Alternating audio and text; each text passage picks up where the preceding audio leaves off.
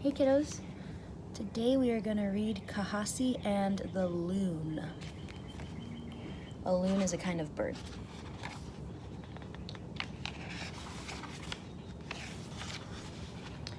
In the land of the frozen north, there lived an Eskimo boy named Kahasi.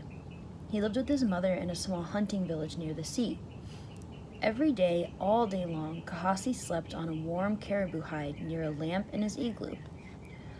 "Why do you not play with the other children?" his mother would ask. "You should be learning how to hunt and fish so you will grow to be a good man." But Kahasi never answered. He stayed asleep by the lamp day after day, and no one could wake him.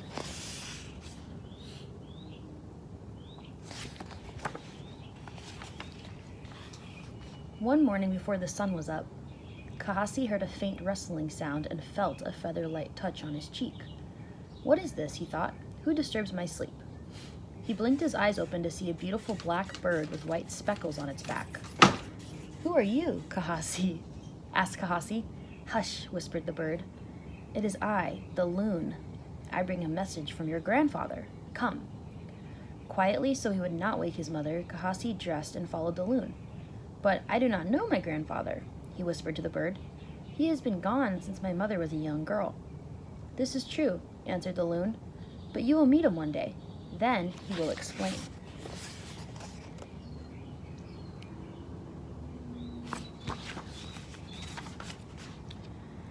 Together they went a great distance from the village until they came upon a flowering shrub. Kahasi had never seen such a plant before. "You must come here every day," said the loon, "and eat 4 leaves from this magical bush. Then you will bathe in the waters of this stream. You must be strong when your grandfather calls for you."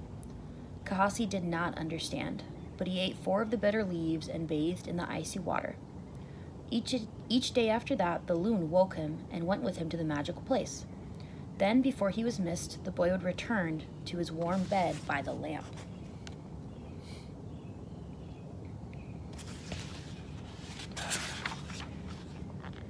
"He is a lazy one," the people would say to Kahasi's mother. "What good is he to our village? He does not hunt or fish, or even help you repair your igloo." But Kahasi's mother would always answer, "He is a good son. He does not find trouble. He will learn to be a man someday, an important man, you will see." One day followed the next until there came a season of hunger in the village. Time after time, the hunters returned empty-handed. All the animals seemed to be hiding. What were the people to do?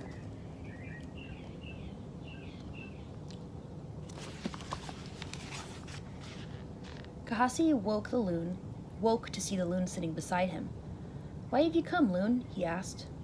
"Your people are starving," the loon answered. "You must help them." Kahasi immediately went out to see what he could do.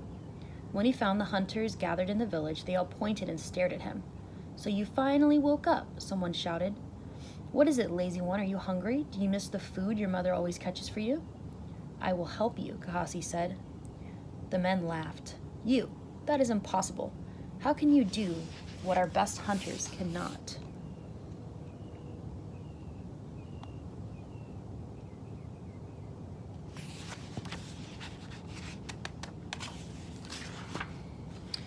Kahasi held up a big walrus skin.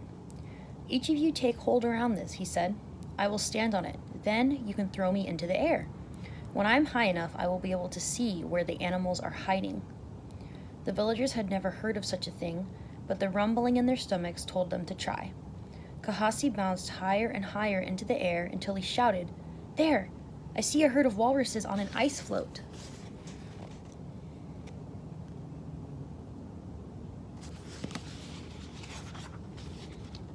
Quickly, the hunters grabbed their harpoons and tied the dogs to the sledges. Kahasi rode with the leader as they raced in the directions of the walruses. Soon, they turned the sledges over and anchored them in the snow. Then they pushed their yumak into the water. Kahasi sat silently in the bow. "You helped us find the walruses," said a hunter. "But surely you do not think you can hunt." Kahasi said nothing. "Let him stay," said the leader. "He may learn something."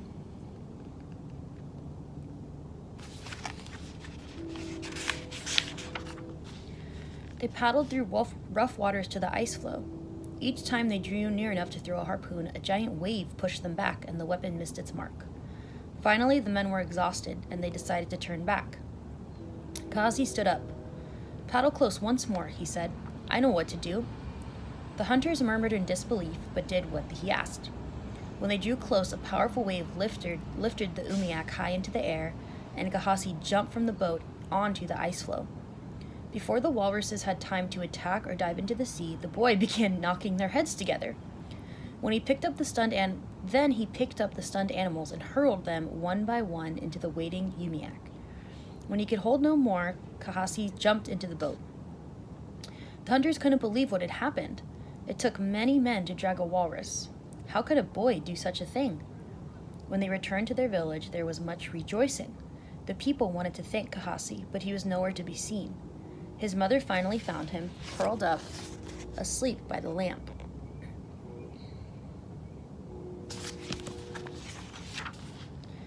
Days passed and Kahasi still slept by the fire, waking only to go secretly with the loon each morning to their special place. The people soon forgot how he had saved them from hunger. They remembered only his laziness. One day strangers came to the village, bringing with them a fierce giant. Who among you can defeat our champion? Called one of the strangers. Or are all of you too weak? The giant was twice the size of the strongest man in the village, but it would cast shame on the people to refuse such a challenge. There was nothing else to be done. One by one, they took their turn in the fight.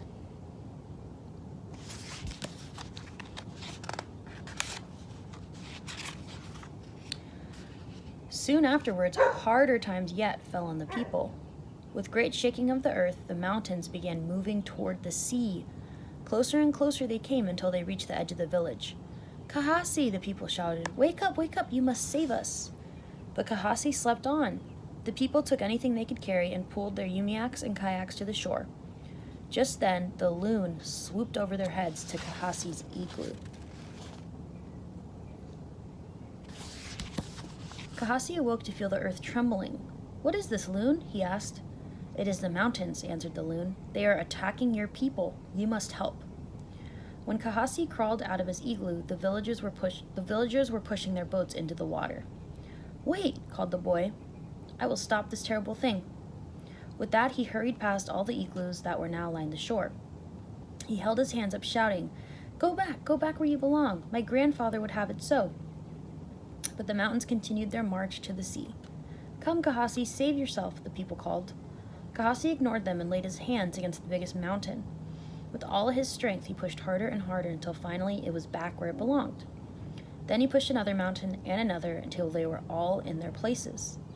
After this, he took a giant piece of driftwood from the beach and dredged a space between the mountains and the village, all the way to the sea. This became a river, which the mountains could never cross.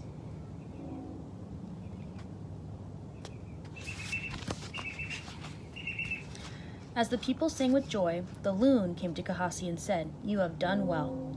Your grandfather, he who holds up the earth, needs you. He is old and becomes weak. He bids you hurry. Unseen by the villagers, Kahasi got into his kayak and paddled after the loon. When they were far from shore, a giant whippoorwill caught the small boat, swirling it fiercely. With all his strength, Kahasi could not free himself. Do not worry, calmed the loon. It is the way of your grandfather. At last, Kahasi understood. He dropped his paddle and allowed the sea to swallow him up.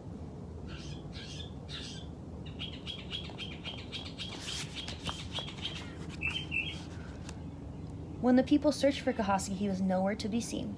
His mother looked for him by the fire, but he was not there. Where is my son? She called. But before anyone could answer, the loon landed beside her. Do not worry, he said. Kahasi is safe. He has gone to be with his grandfather. As the loon explained, the villagers understood how important Kahasi really was. In all the days that followed, the people sang of his deeds.